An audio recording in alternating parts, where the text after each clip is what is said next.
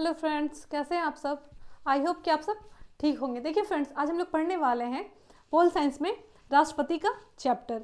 ठीक है, इससे पहले मैंने आपको कार्यपालिका, विधायिका, न्यायपालिका इन सबको बता दिया था। वो इसी वजह से बताया था ताकि आपको आगे के चैप्टर्स में जो है वो दिक्कत नहीं आएगा। अगर आपने वो वीडियो नहीं देखा है तो आप उसे देख लेंगे, क्योंकि उससे बहुत सारे कन्फ्यूज़न है वो जो दूर हो जाएंगे और आगे के जो टॉपिक्स हैं पोल साइंस में उसको पढ़ने में आपको काफ़ी आसानी होगी और समझ में भी चीज़ें आएगी। ठीक है, उसमें मैंने अच्छे से एक्सप्लेन किया है। अगर आपने वो वीडियो देखा तो बहुत अच्छी बात है, अगर नहीं देखा है तो आप उसे देख लेंगे। तो चलिए हम लोग राष्ट्रपति के बारे में पढ़ते हैं, क्योंकि एग्जाम में इससे क्वेश्चंस आते हैं। हम ऐसे पढ़ेंगे कि एग्जाम में अगर क्वेश्चन आए तो हम कहीं से भी अटके नहीं, कहीं कैसा भी क्वेश्चन पूछे तो क्या करें, हम उसे सॉल्व करके आए। तो इसको अच्छे से कॉन्सेप्ट के साथ समझेंगे।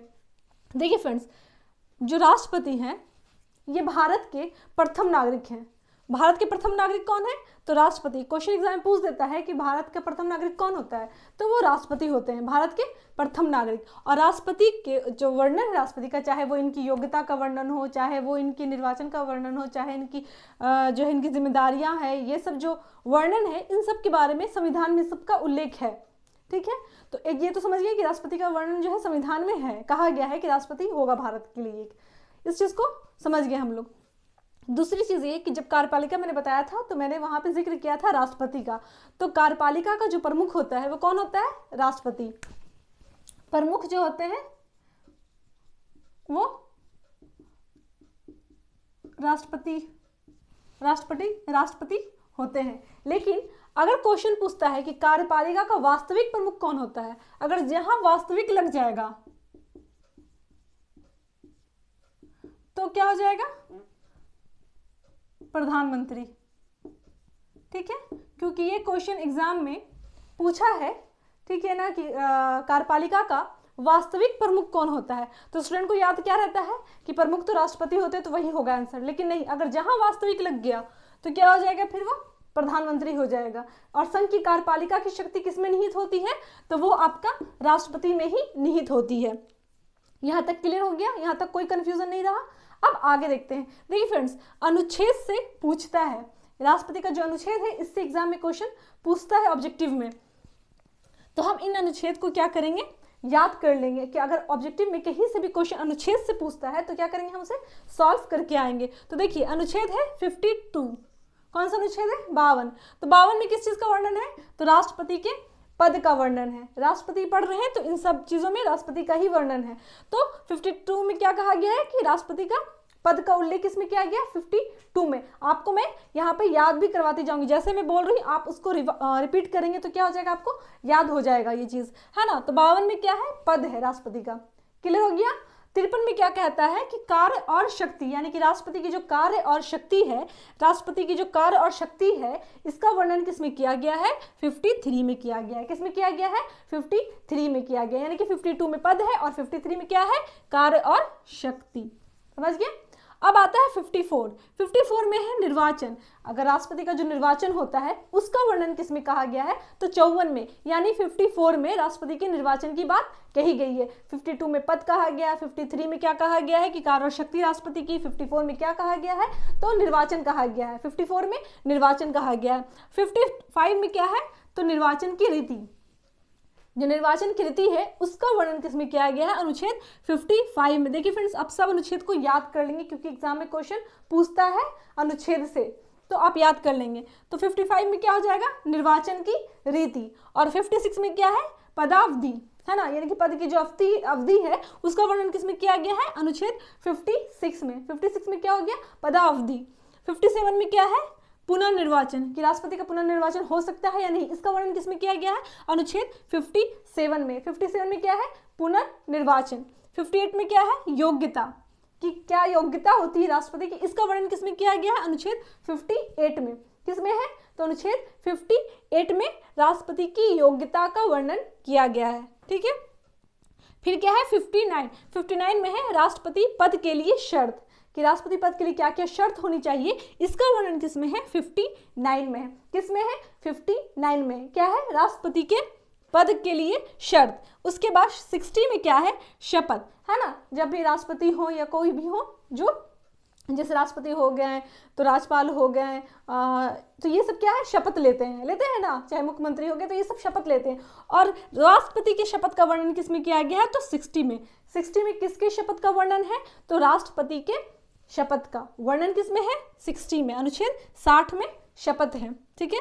और 61 में क्या है, महाभियोग, यानी कि महाभियोग लगा के जैसे राष्ट्रपति को हटाया जाता है, उसका वर्णन किसमें किया गया है, अनुच्छेद 61 में किया गया है। क्या 61 में, तो महाभियोग, यानी कि मैंने 52 से 61 अनुच्छेद आपको बता दिया है। 52 में क्या था, पद था। 53 में क्या है, कार्य और शक्ति। 54 में क्या है, निर्वाचन। 55 में क्या हो गया, निर्वाचन की रीति। 56 में क्या हो गया, पदावधि। 57 में क्या हो गया, पुनः निर्वाचन। 58 में क्या हो गया, तो योग्यता। 59 में क्या हो गया, राष्ट्रपति पद के लिए शर्त। 60 में क्या हो गया, तो शपथ। और 61 में क्या हो गया, तो महाभियोग। तो ये आपके सारे अनुच्छेद थे राष्ट्रपति से संबंधित। देखिए फ्रेंड्स, इन सभी अनुच्छेद को हम डिटेल्स में पढ़ेंगे, इसलिए कि इससे क्वेश्चन डिटेल्स में भी पूछता है, उससे ऑब्जेक्टिव्स आपके बहुत सारे बनते हैं, वो हो जाएगा। और साथ ही साथ जब मैं इसको अलग अलग बताऊंगी तो आपको इससे अनुच्छेद भी याद हो जाएगा। तो चलिए सबसे पहले क्या है, 52 पद के बारे में वर्णन किया गया है। क्या किया गया है, 52 में पद का वर्णन जो राष्ट्रपति का है उसका वर्णन किया गया है। तो इसको पढ़ते हैं। देखिए इसमें तो कुछ नहीं, इसमें कहा गया है कि भारत के लिए एक राष्ट्रपति होगा, इसका वर्णन आपका है 52 में, बस इसमें कुछ नहीं था। 53 क्या है, कार्य और शक्ति। कार्य और शक्ति जो है फ्रेंड काफ़ी लंबा हो जाता है और इससे काफ़ी क्वेश्चंस बनते हैं, इसलिए मैं, और ये इंपॉर्टेंट भी है बहुत, तो इसलिए मैं क्या करूँगी, इसको आपको लास्ट में बता दूंगी। जब ये सारा क्लियर हो जाएगा अनुच्छेद, तो फिर मैं ये अलग से कार्य और शक्ति बताऊंगी, क्योंकि इससे बहुत सारे क्वेश्चंस पूछते हैं और बहुत ज़्यादा इसमें समझने की ज़रूरत है। तो इसलिए इस अनुच्छेद को 53 को मैं बाद में बताऊँगी। 52 हो गया। अब 54 देखते हैं। देखिए फ्रेंड्स, 54 में क्या है, निर्वाचन है। राष्ट्रपति का निर्वाचन किस में है, अनुच्छेद 54 में। तो इसमें क्या कहा गया है, पहला पॉइंट मैंने पॉइंट बना करके लिख दिया ताकि आपको आसानी हो, स्क्रीनशॉट भी अगर लें आप तो आपको क्या हो, देखने में, रिवीजन करने में आसानी हो। देखिए 54 में निर्वाचन में पहला पॉइंट ये कहता है कि राष्ट्रपति का निर्वाचन कैसा होना चाहिए, अप्रत्यक्ष रूप से होना चाहिए। इसका पॉइंट जो है वो आप याद कर लेंगे, क्योंकि क्या होता है, इससे डायरेक्ट क्वेश्चन पूछता है ना। तो राष्ट्रपति का निर्वाचन कैसा होना चाहिए, अप्रत्यक्ष रूप से होना चाहिए। दूसरा क्या है कि संसद के दोनों सदन के निर्वाचित सदस्य भाग लेंगे, यानी कि राष्ट्रपति के निर्वाचन में पहला तो निर्वाचन इसका कैसा होगा, अप्रत्यक्ष रूप से, यानी कि सीधे सीधे जनता जो है क्या करेगी, वोटिंग नहीं देगी, राष्ट्रपति का चुनाव नहीं करेगी, वो क्या होगा, अप्रत्यक्ष रूप से होगा। दूसरा क्या कहा गया है कि संसद के दोनों सदन के निर्वाचित सदस्य, ये क्वेश्चन बहुत बार इस तरह का क्वेश्चन पूछता है, मिलान करने वाले में दे देगा या फिर दे देगा इसमें से कौन सही है कौन गलत में, आपका ये क्वेश्चन पूछता है। तो संसद के दोनों सदन के निर्वाचित सदस्य, दोनों सदन कौन सा हो गया, लोकसभा और राज्यसभा की बात कही गई है, लोकसभा और राज्यसभा की बात कही गई है। ये दोनों के जो निर्वाचित सदस्य होंगे वो क्या करेंगे, राष्ट्रपति के निर्वाचन में भाग लेंगे, समझ गए। उसके बाद क्या है, राज्य के विधानसभाओं के निर्वाचित सदस्य, यानी कि राज्य की जो विधानसभा है उसके निर्वाचित सदस्य जो है इसमें भाग लेंगे। और याद रखेंगे विधान परिषद भाग नहीं लेता है, विधान परिषद के सदस्य जो हैं ये भाग नहीं लेते हैं, इसलिए कभी कभी क्वेश्चन में कंफ्यूजन करने के लिए ये दे देता है तो हम कंफ्यूज कर जाते हैं। याद रखेंगे विधान परिषद भाग नहीं लेता है निर्वाचन में, सिर्फ विधानसभा, राज्य की जो विधानसभा है उनके निर्वाचित सदस्य याद रखिएगा, ये नहीं कि टोटल सदस्य दे दे और आप टिक आउट करके आए, निर्वाचित सदस्य की बात कही गई है। तो निर्वाचित सदस्य जो है राज्य की विधानसभा के वो भाग लेते हैं। और केंद्र शासित प्रदेश दिल्ली और पुडुचेरी, वहाँ के जो विधानसभा के निर्वाचित सदस्य हैं वो भी राष्ट्रपति के निर्वाचन में भाग लेंगे। तो हम समझ गए पहला पॉइंट क्या हो गया कि अप्रत्यक्ष रूप से होगा। दूसरा क्या हो गया कि संसद के दोनों सदन कहने का मतलब है कि लोकसभा और राज्यसभा दोनों के निर्वाचित सदस्य। तीसरा हो गया कि राज्य की विधानसभा के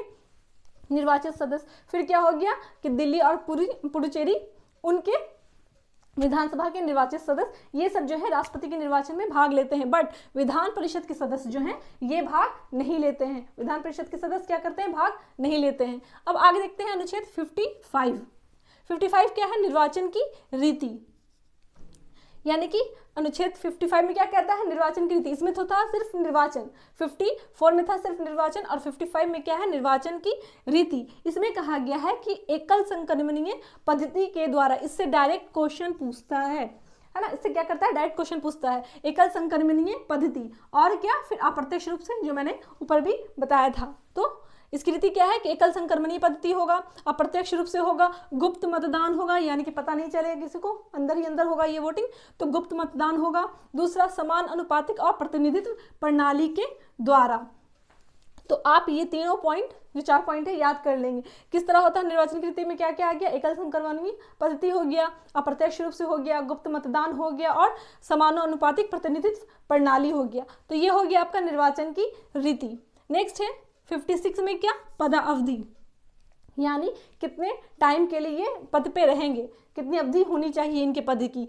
तो इनके पद की अवधि जो होनी चाहिए वो 5 वर्ष होनी चाहिए। तो 5 वर्ष कब से होनी चाहिए, जब ये शपथ करेंगे, जब शपथ ग्रहण करेंगे तब से जो है 5 वर्ष तक के लिए क्या करेंगे, राष्ट्रपति के पद पर होंगे, है ना। शपथ करेंगे जैसे, उसके बाद से इनका टाइम जो है शुरू हो जाएगा राष्ट्रपति के पद के लिए।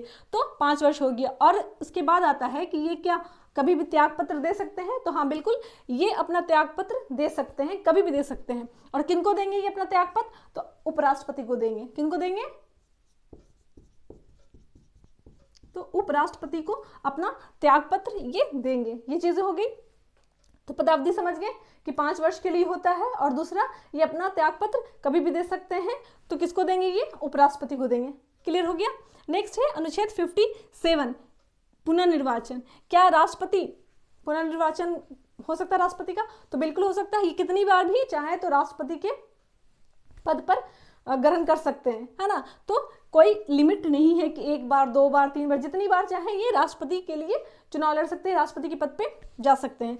तो ये था 57 में पुनर्निर्वाचन। अब आता है 58 में, क्या है, योग्यता। कैसे लोग, क्या योग्यता होनी चाहिए, किस तरह के लोग को राष्ट्रपति होना चाहिए, क्या योग्यता है उसकी, इसका वर्णन किसमें किया गया है, तो अनुच्छेद 58 में कहा गया है। तो योग्यता में यह है कि इनकी आयु जो है मिनिमम, मैक्सिमम की बात नहीं कही गई, मैक्सिमम कितना भी हो सकता है, जब तक जीवित है वो राष्ट्रपति के पद के लिए चुनाव लड़ सकते हैं। लेकिन मिनिमम कितनी होनी चाहिए, तो 35 वर्ष होनी चाहिए, मिनिमम 35 वर्ष होनी चाहिए। और क्या होना चाहिए, ये भारत का नागरिक, क्योंकि राष्ट्रपति जो है प्रथम नागरिक होते हैं भारत का। तो वहां से तो ऐसे भी क्लियर हो गया कि भारत के नागरिक होने चाहिए। दूसरा, भारत का नागरिक हो गया, ये 35 वर्ष हो गया। उसके बाद क्या है कि लोकसभा सदस्य बनने योग्य होने चाहिए, यानी कि लोकसभा के सदस्य बनने के लिए जो योग्यता चाहिए वो राष्ट्रपति में मौजूद होगी। समझिए इस चीज को। उसके बाद किसी भी लाभ के पद पर नहीं होने चाहिए, किसी भी लाभ के पद पर नहीं होनी चाहिए। अब ये लाभ का पद है क्या, देखिए फ्रेंड्स, ऐसे तो कहीं पे भी लाभ के पद के बारे में जिक्र नहीं किया गया। संविधान में इतना कहा गया, कुछ को छोड़ करके बाकी के बारे में ये कहा गया है कि जो लाभ का पद है वो संसद डिसाइड करेगी कि कौन सा लाभ का पद है और कौन सा नहीं। कुछ को बता दिया गया है कि ये लाभ का पद नहीं। फॉर एग्जाम्पल बता दिया गया है कि राष्ट्रपति का जो पद है वो ये लाभ का पद नहीं है, राज्यपाल का जो पद है वो लाभ का पद नहीं है, केंद्र या राज्य के जो मंत्री हैं उनका जो पद है तो वो राज्यपाल का पद लाभ का पद नहीं है। तो इन सब के बारे में बता दिया गया। और बाकी ये कहा गया है कि संसद डिसाइड करेगी कि कौन सा पद लाभ का है और कौन सा पद लाभ का नहीं है। कुछ को छोड़ करके बाकी संसद पे छोड़ दिया गया है कि संसद ही बताएगी कि कौन सा लाभ का पद है और कौन सा लाभ का पद नहीं है। तो आपको ये क्लियर हो गया कि किसी भी लाभ के पद पर नहीं हो। नेक्स्ट है कि राष्ट्रपति चुनाव नामांकन के लिए 50 प्रस्तावक और 50 अनुमोदक होनी चाहिए। यानी कि जब राष्ट्रपति का चुनाव का नामांकन होगा तो उसके लिए राष्ट्रपति को क्या चाहिए, देखिए ये तो सबके पास होगा, भारत का नागरिक भी होगा, लोकसभा सदस्य बनने योग्य भी होगा, लेकिन फिर क्या है कि 50 प्रस्तावक होने चाहिए और 50 अनुमोदक होने चाहिए। समझ गए इस चीज को। उसके बाद क्या है कि अगर राष्ट्रपति जो चुनाव लड़ रहे हैं उनको जमानत राशि देनी पड़ती है, यानी कि उनको कुछ पैसा जो है वो जमा करना पड़ता है। तो कितना जमा करना पड़ता है, 15,000। और ये क्वेश्चन पूछता है एग्जाम में कि राष्ट्रपति को जमानत के लिए कितनी राशि देनी पड़ती है, तो कितनी देनी पड़ती है, 15,000 रुपया देनी पड़ती है। ठीक है। लेकिन अगर वो कुल वैध मत जो है उसका 1/6 अगर नहीं प्राप्त करते हैं तो ये जमानत राशि क्या होती है, उनकी जब्त कर ली जाती, रख ली जाती, वो नहीं लौटाई जाती है अगर वो कुल वैध मत का 1/6 नहीं प्राप्त करते हैं तो। समझ गए। और क्वेश्चन ये भी पूछता है कि कितने प्रस्तावक और कितने अनुमोदक की आवश्यकता होती है राष्ट्रपति के चुनाव के नामांकन में, तो 50 प्रस्तावक और 50 अनुमोदक की आवश्यकता होती है। आई होप फ्रेंड्स कि आपको इतना क्लियर हो गया होगा। देखिए फ्रेंड्स, ज़्यादा नहीं, थोड़ा थोड़ा करके पढ़ेंगे और हम इसको अच्छे से क्लियर कर लेंगे ताकि एग्जाम में क्वेश्चंस जो है वो हम बना सके। तो मैंने आपको यहाँ 58 तक क्लियर करवा दिया है, जिसमें आपका 53 रह गया है। नेक्स्ट वीडियो में मैं आपका 53 और बाकी के जो अनुच्छेद हैं उसको क्लियर करवा दूंगी। इस तरह क्या होगा कि आपका राष्ट्रपति जो है वो आपको ज़्यादा टफ भी नहीं रहेगा याद करने में, और जिस तरह के क्वेश्चन बन सकते थे वो सबको मैंने इसमें क्या कर दिया, बताने की कोशिश की है। अगर एग्जाम में आता है, इतना से अगर आता है तो अगर आपने ये वीडियो देखा है तो इससे क्वेश्चन आपका मिस नहीं होगा, और बाकी के जो चीज़ें बच गई हैं वो आपको मैं नेक्स्ट वीडियो में बता दूंगी, जिससे आपका टोटल राष्ट्रपति जो है कंप्लीट हो जाएगा, और जहाँ से भी क्वेश्चन पूछेगा आप क्या करेंगे, उसको सॉल्व करके आएंगे। फ्रेंड्स, अगर आपको मेरा वीडियो अच्छा लगा है तो इसे लाइक कीजिएगा, ज़्यादा से ज़्यादा शेयर कीजिएगा, मेरे चैनल को सब्सक्राइब कीजिएगा और बेल आइकन प्रेस कर दीजिएगा, ताकि मेरे आने वाले वीडियोज़ की नोटिफिकेशन जो है वो आप तक पहुँच जाए। मिलते हैं फिर नेक्स्ट वीडियो में। Thank you.